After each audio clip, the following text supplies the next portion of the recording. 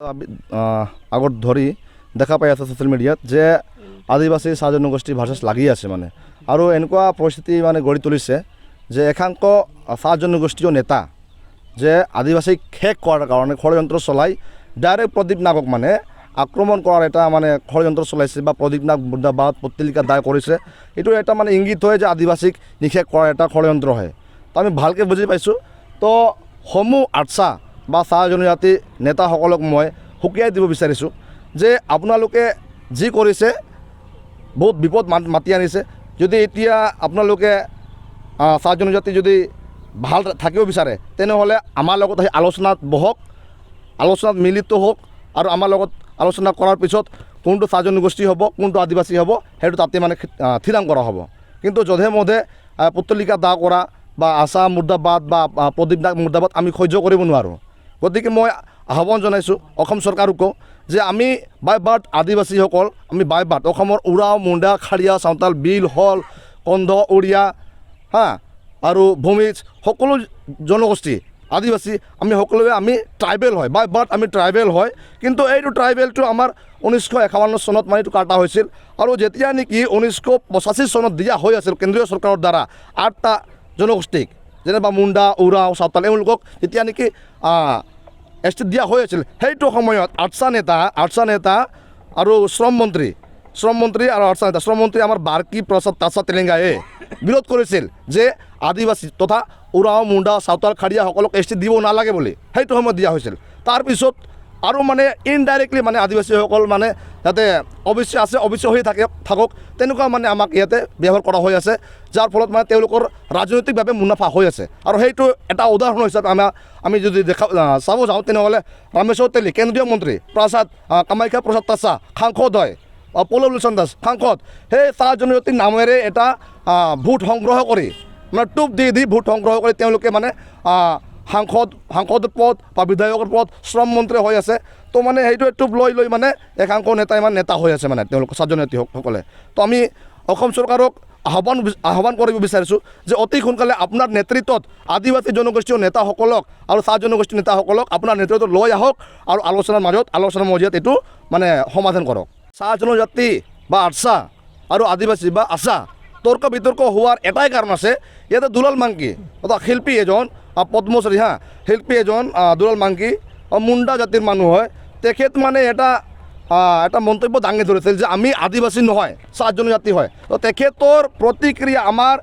তিনিচুকীয়া জিলাৰ journal means Tinsukia জিলাৰ সভাপতিয়ে তেখেতক এটা প্ৰতিক্ৰিয়া দি মানে কৈছিল যে সেইটো ভুল হৈছে বুলি। সেইটো মানে কি কৰিছে আৰ্চাই তাতে জঁপিয়াই পৰিছে। তাৰমানে আমি বুজি পাইছোঁ যে আৰ্চাই মানে ব্যৱহাৰ কৰিছে আৰ্চাৰ পৰা যিসকল নেতা হৈ আছে, বিধায়ক হৈ আছে, সাংসদ হৈ আছে, শ্ৰম মন্ত্ৰী হৈ আছে বা মন্ত্ৰী হৈ আছে, তেখেতসকলে মানে দুলাল মাংকিক ইয়াতে ব্যৱহাৰ কৰিছে। যাৰ কাৰণে দুলাল মাংকি এতিয়াও মানে সাহস কৰা নাই যে সাংবাদিকৰ সন্মুখত আহি তেওঁ মানে ক্লিয়াৰিফিকেশ্যন দিব লাগে বুলি। যদি দুলাল মাংকি যদি সাংবাদিকৰ আগত যদি আহি ক্লিয়াৰিফিকেশ্যন দি দিয়ে তেনেহ'লে ইমান যুদ্ধ বিতৰ্ক নহ'লাকৈ। তো মই দুলাল মাংকি ডাঙৰীয়াক সন্মান সহকাৰে আপোনাক মই আহ্বান জনাইছোঁ, আপুনি আহক আৰু আপুনি ক্লিয়াৰিফিকেশ্যন দি দিয়ক। আপুনি চাহ জনগোষ্ঠী হয় না আদিবাসী হয় আপুনি ক্লিয়াৰিফিকেশ্যন দি দিয়ক। তাৰপিছত যি হ'ব দেখা যাব, সেইটো আমাৰ আদিবাসী নেতাসকলৰ ওপৰত এৰা হ'ব, সেইটোৱে দেখা যাব। মানে সংগঠনখন শ্বৰ্ট ফৰ্মত ক'ব লাগিব আশা বুলি। এই সংগঠনখন 1996 মানে জন্মগ্ৰহণ কৰিছিলে আৰু তেওঁৰ এটাই উদ্দেশ্য আছিলে যে আদিবাসীসকলক যিবিলাক মানে অসমত বসবাস কৰি আছে সিহঁতক মানে এছ টিকৰণ কৰিব লাগে আৰু মানে বিভিন্ন সমস্যা বা বিপদৰ পৰা সিহঁতক মানে প্ৰটেকশ্যন দিব লাগিব। তো আমাৰ আশাৰ এটাই আমাৰ মানে চৰকাৰক দাবী আছে যে আদিবাসীসকলক অতি শীঘ্ৰে নেক্সট নিৰ্বাচনৰ আগত মানে এছ টিকৰণ কৰিব লাগে, অন্যথা আমি সদৌ অসম আদিবাসী ছাত্ৰ সন্থা মনে নাথাকোঁ আৰু অতি শীঘ্ৰে মানে আমি আন্দোলন কৰিবলৈ বাধ্য হ'ম। হয়, বাবাৰী আশা ছাত্ৰ সন্থাৰ যোগেদি ইয়াত যিটো বৰ্তমান অসমত আৰ্চা আৰু আদিবাসীৰ মাজত বিতৰ্ক চলি থকাক লৈ আমি ধৰ্ণা কাৰ্যসূচী ৰাখিছোঁ। আমি ইয়াৰ ধৰ্ণাৰ যোগেদি এইটোৱে ক'ব বিচাৰিছোঁ, যিহেতু আমি একেলগে ভাতৃত্ববোধ বজাই ৰাখি অসমত বাস কৰি আছিলোঁ, আজি কিন্তু সন্মানীয় যিটো পদ্মশ্ৰী বঁটা লাভ কৰা দুলাল মাংকিয়ে আমাৰ মাজত বিভাজন সৃষ্টি কৰিছে মূলতে তেওঁ যদি আদিবাসী আৰু চাম জনগোষ্ঠীৰ মাজত যদি এনেকৈ মন্তব্য যদি নাৰাখিলে হয় কিন্তু আজি অসম গৰম নহলাক হয় আজি একমাত্ৰ তেওঁ দোষী হয় যিহেতু তেওঁ এনে বিৰক্ত মন্তব্য দাঙি ধৰিছিল আৰু আমাৰ আশা আৰু আৰ্টছৰ মাজত বিভাজন আৰু কাজিয়াৰ সৃষ্টি কৰিছে বুলি আমি দাবী কৰিছোঁ সেয়ে আমি দুলাল মাংকিক সকীয়াই দিব বিচাৰিছোঁ আশাৰ যোগেদি যিহেতু আপুনি যি মুখেৰে আমাৰ দুই সংগঠনৰ মাজত কাজিয়াৰ সৃষ্টি কৰিছে এইটো সোনকালে অতি শীঘ্ৰে আপুনি নিজ মুখেৰে উঠাই লিয়ক নহ'লে অন্যথা অসমত আমি ভয়াৱহ আন্দোলন গঢ়ি তুলিবলৈ সক্ষম হ'ম আৰু আপোনাৰ পুতলিকা দাহ কৰাৰ লগতে আপোনাৰ বিৰোধে খুব জংগী আন্দোলন গঢ়ি তুলিম বুলি আমি আশাৰ ফালেদি প্ৰতিশ্ৰুতি ৰাখিলোঁ আৰু লগতে আমি যিহেতু আৰ্টছৰ সভাপতিসকলক সকীয়াই দিব বিচাৰিছোঁ আমি তেওঁলোকক আমি কেতিয়াও আমি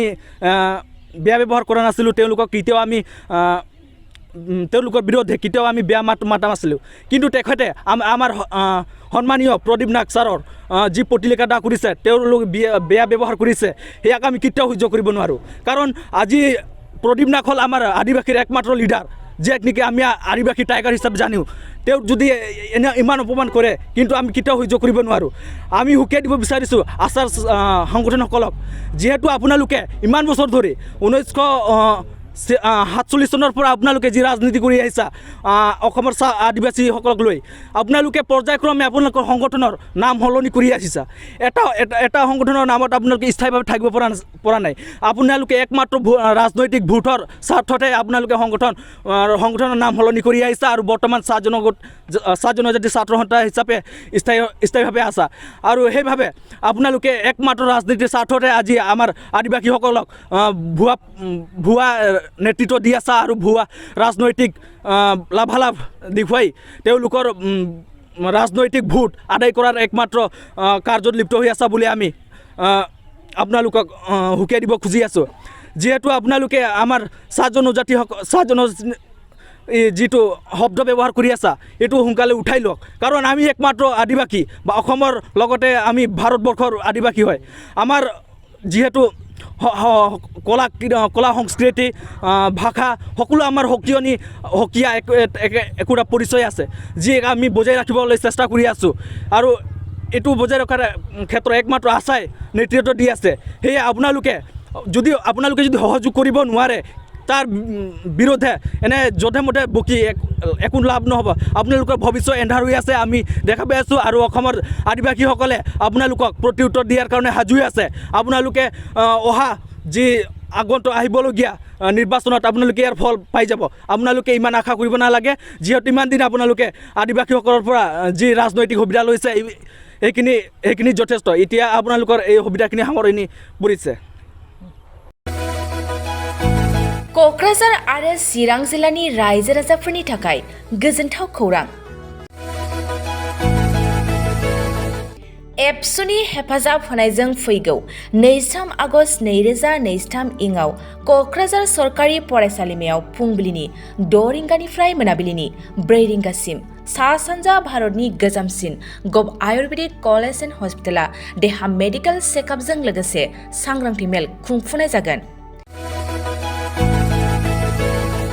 बे देहा मेडिकेल चेकआपजों लोगोसे सांग्रांथि मेलाव गासै सा 26 गुबुन गुबुन बिफाननि रोंगौथि गोनां स्पेशलिस्ट डक्टरफ्रा बे हाबाफारियाव बाहागो लागोन